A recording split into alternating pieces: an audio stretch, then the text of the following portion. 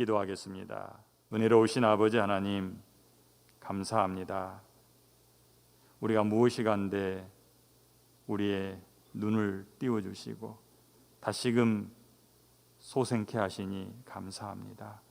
우리에게 새롭게 허락하시니 한날 주의 영광을 드러내며 살기 원하고 예배와 말씀을 통해서 하루를 시작하오니 하나님, 우리와 함께 하시고 우리를 통하여 주의 영광이 드러나는 하루 되게 하여 주시옵소서. 특별히 이 시간 이사야 57장의 말씀을 함께 읽었습니다. 이 말씀 속에서 하나님을 뵙게 하시고 하나님의 은혜를 다시 한번 깨닫는 시간 되게 하여 주시옵소서. 하나님 앞에 신방 감사의 예물 드린 사랑하는 주의 자녀의 손길이 있습니다. 주여, 사랑하는 딸을 불쌍히 여기시고 그의 간구하는 소리를 들으시옵소서. 그와 함께 하신 하나님을 드러내어 그에게 보여주심으로 큰 힘이 되게 하여 주시옵소서. 이 시간 말씀을 듣는 모든 주의 백성들에게도 말씀이 힘이 되게 하여 주시옵소서. 예수님 이름으로 기도합니다. 아멘. 오늘 우리가 함께 읽은 이사야 57장 21절 말씀 보니까 내 하나님의 말씀에 악인에게는 평강이 없다 하셨느니라 라고 말씀합니다. 여러분에게 묻습니다. 여러분 평강하십니까? 평강하십니까? 평강하다면, 여러분에게 평강이 있다면 여러분은 복 있는 사람입니다. 반대로 평강이 없다면 그 사람은 불행한 사람이 될 것입니다.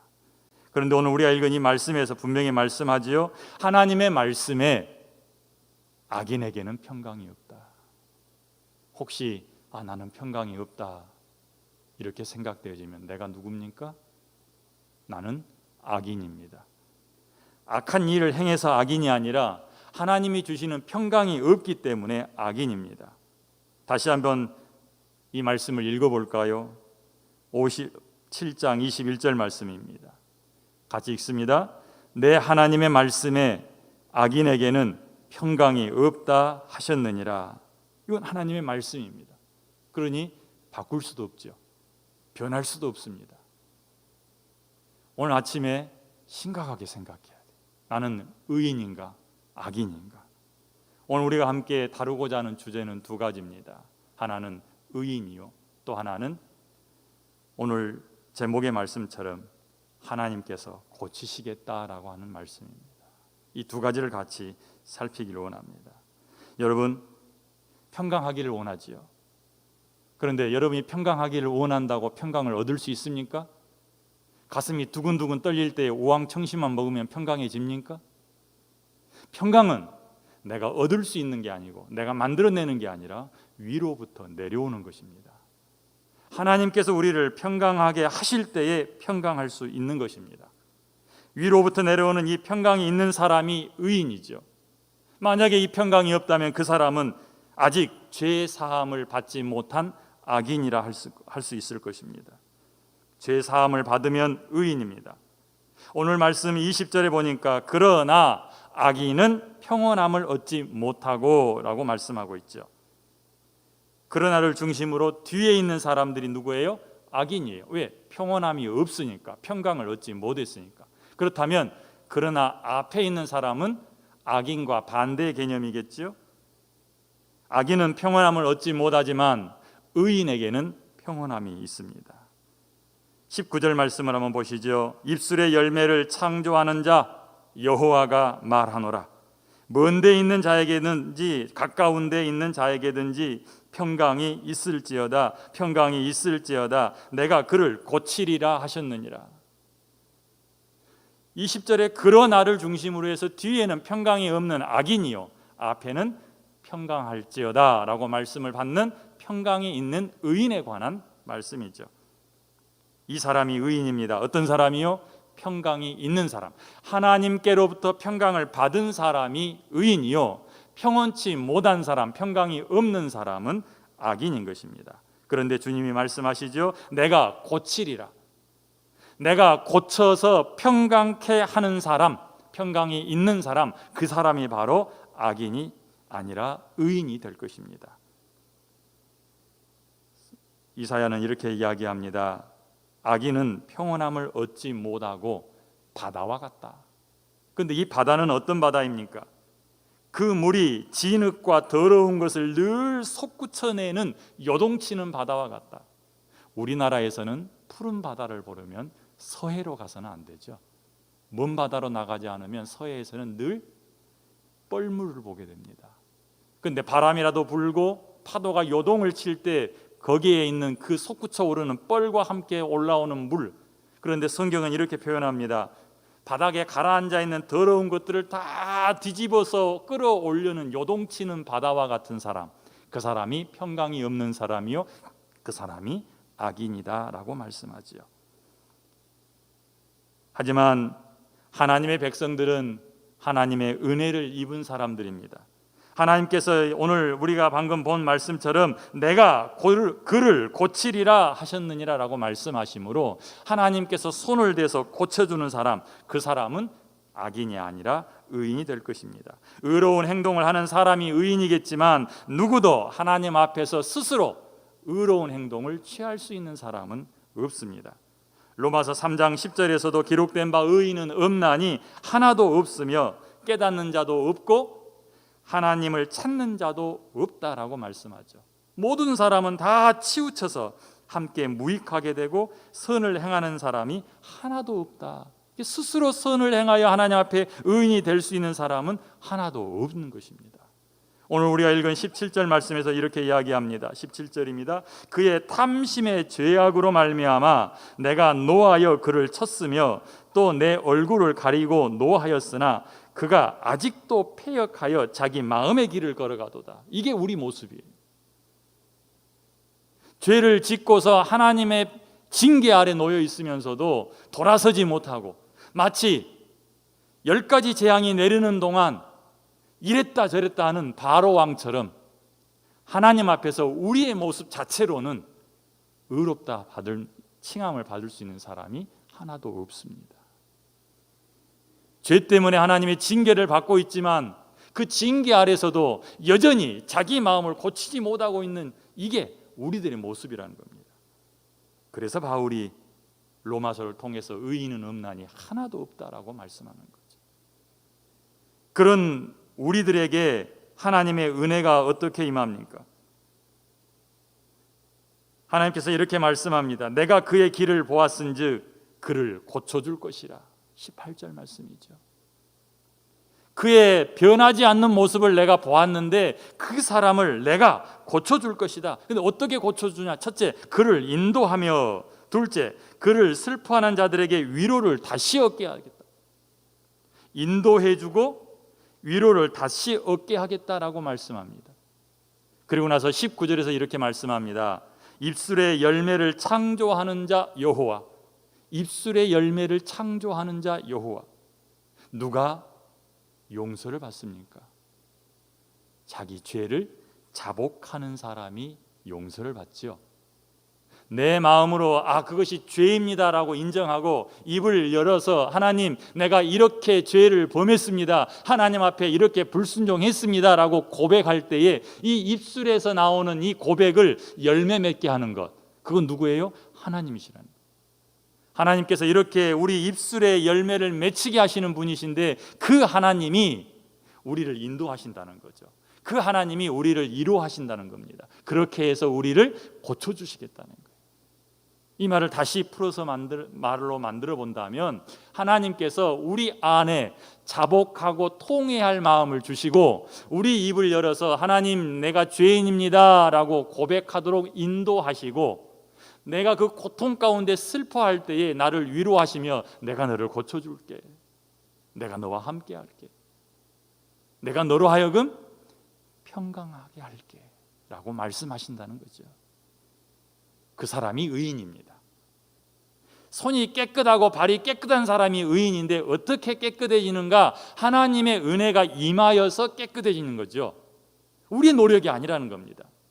오늘도 우리는 애쓰며 살아야 할 것입니다. 우리 안에 계신 성령 하나님이 우리를 가르치시는 대로, 우리를 깨우치시는 대로, 우리에게 생각나게 하시는 대로 말씀 따라 살아야 하겠지만, 그렇게 열심히 사는 것이 우리를 의롭게 하는 게 아니라 이미 하나님의 평강이 우리 가운데 임하여서 우리를 의롭게 했기 때문에 우리는 하나님을 바라보며 하나님을 닮아가려고 애쓸 때에 성령의 인도함을 통해서 성령 충만한 삶이 나오는 겁니다.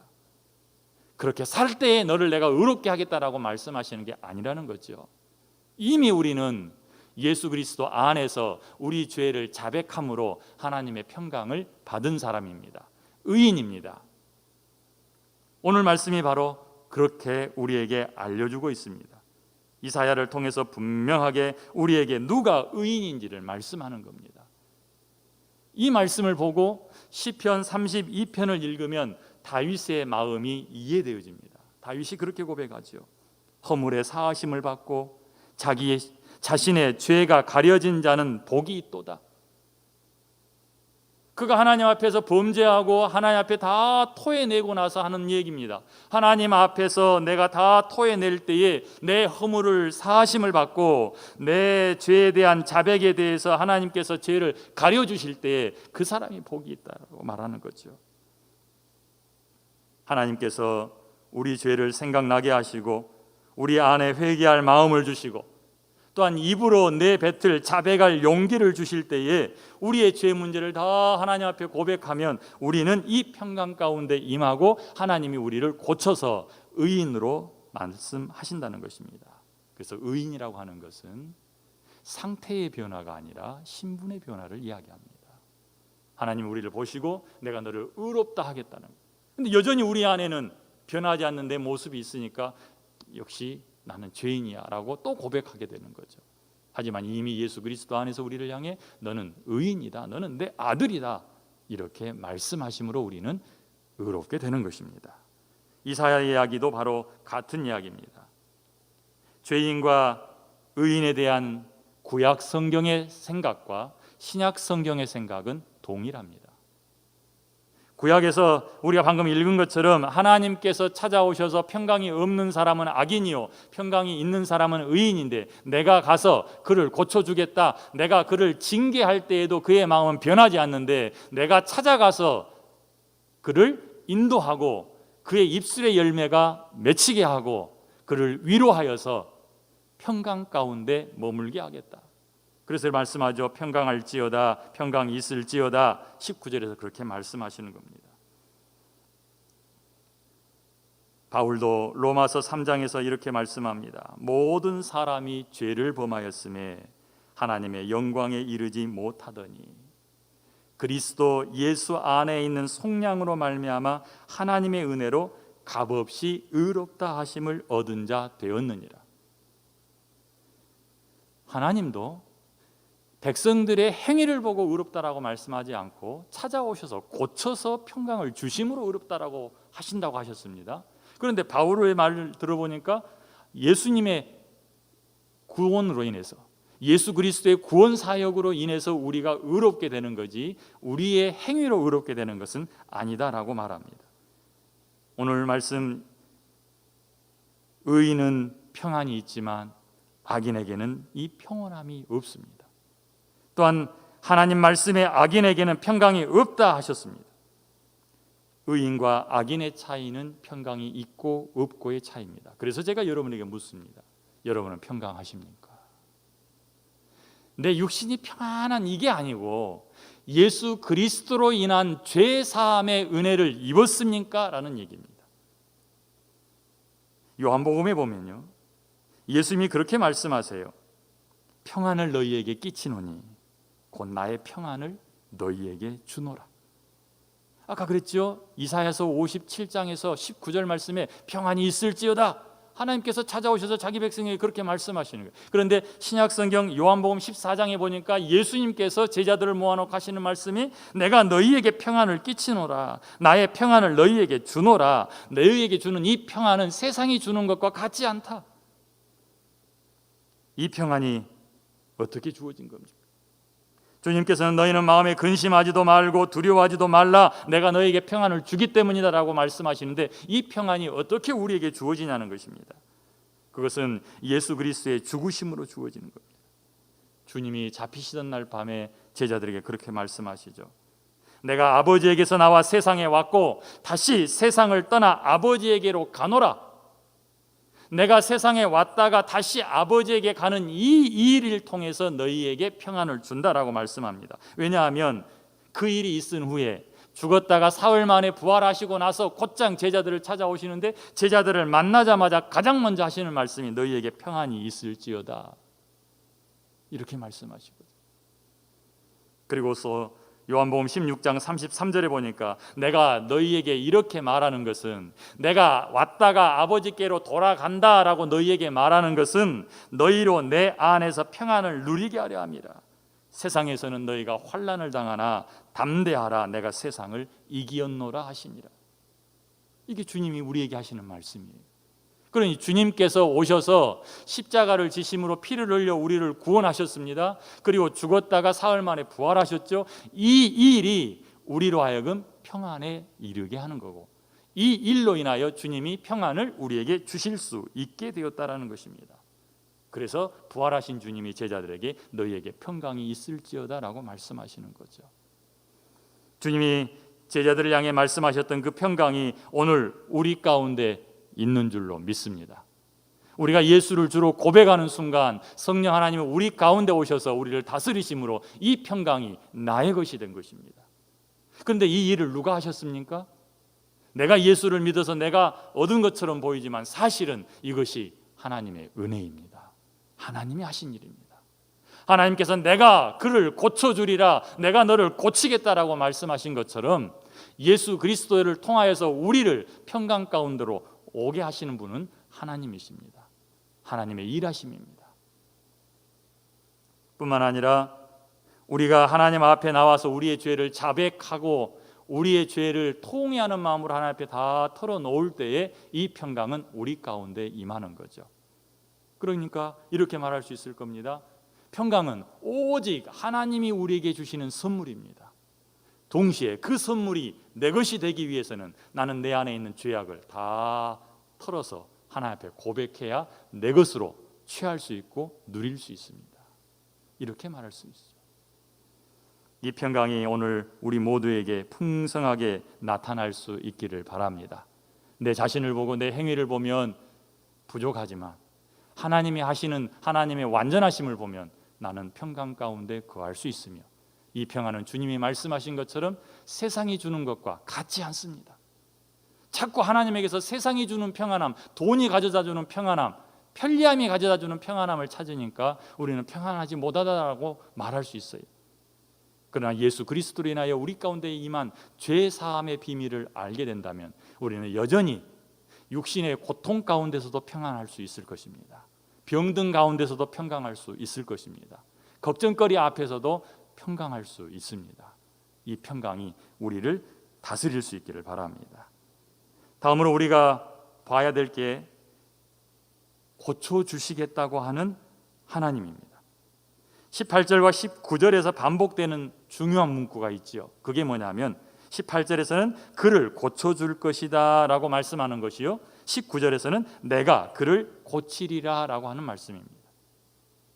오늘 우리가 함께 제목으로 삼은 말씀이기도 합니다. 내가 고치리라. 이 일은 누가 합니까? 하나님이 하십니다. 오늘 함께 읽은 말씀을 보면 하나님은 자기를 이렇게 소개하고 있어요.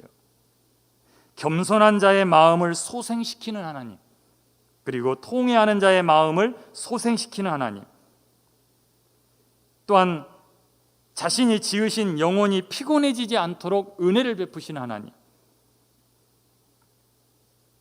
이렇게 말씀하죠. 지극히 존귀하며 15절입니다. 지극히 존귀하며 영원히 거하시며 거룩하다 이름하는 이가 이와 같이 말씀하시되 내가 높고 거룩한 곳에 있으며 또한 통회하고 마음이 겸손한 자와 함께 있나니 이는 겸손한 자의 영을 소생시키며 통회하는 자의 마음을 소생시키려 함이라.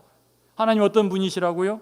하나님은 겸손한 자를 소생시켜주고 하나님은 통회하는 자를 소생시켜주는 거예요.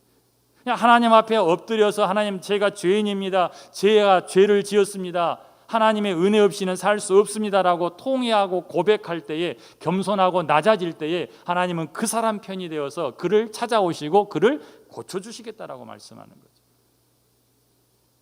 우리는 예수 그리스도 안에서 이미 평강을 얻은 사람입니다. 그런데 그 평강이 구체적으로 우리에게 다가올 때는 바로 이 고쳐주시는 하나님 앞에 있을 때입니다. 겸손하고 그리고 통회할 때 하나님이 우리에게 그 모든 은혜를 주신다라고 말씀하시는 겁니다. 자, 이제 오늘 이 두 가지, 하나는 내가 의인인가 악인인가, 내 안에 평강이 있는가 없는가, 두 번째로는 이 평강은 하나님이 친히 찾아오셔서 고쳐주실 때 우리에게 생겨나는 것인데, 우리는 하나님 앞에 우리의 죄를 다 통회할 때 이 평강 가운데 임한다는 사실을 보았습니다. 그렇다면 이 말씀이 여러분에게 무엇을 요구합니까? 어떤 변화를 요구합니까? 이제는 예수 그리스도 때문에 어떤 상황에서든 나는 평강하다라고 고백할 수 있기를 바랍니다. 평강하십니까? 라고 하면 자기를 돌아볼 필요가 없습니다. 나는 예수 그리스도 안에서 평강합니다. 두 번째, 이 평강을 어떻게 얻습니까? 하나님이 나를 고치심으로 나는 얻습니다. 하나님의 은혜로 얻습니다. 내가 할 수 있는 것은 그분 앞에 겸손히 엎드리는 것이요, 통회하는 마음을 가지고 그분을 찾는 것입니다. 오늘 하루 이렇게 하나님과 함께 하시는 시간들이 되시기를 바랍니다. 기도하겠습니다. 하나님 감사합니다. 우리를 불쌍히 여기시고 우리를 찾아와 우리를 고쳐주시니 감사합니다. 하나님의 이 은혜가 없으면 우리는 아무것도 아닙니다. 다윗이 고백했던 것처럼 우리의 죄를 용서받을 때에 우리는 복 있는 사람이요, 바울이 말했던 것처럼 우리 스스로는 그 은혜에 도달할 수 없습니다. 하나님 아버지, 이 시간 이사야를 통해서 하셨던 이 말씀이 우리 가운데 그대로 성취되었사오니 이제는 이 말씀대로 누리며 살게 하여 주시옵시고, 하나님이 주신 평강 가운데 머무르게 하여 주시옵소서. 오늘 하루도 주님과 이 평강 안에 교제하며 살게 하여 주시옵소서. 예수님 이름으로 기도합니다. 아멘.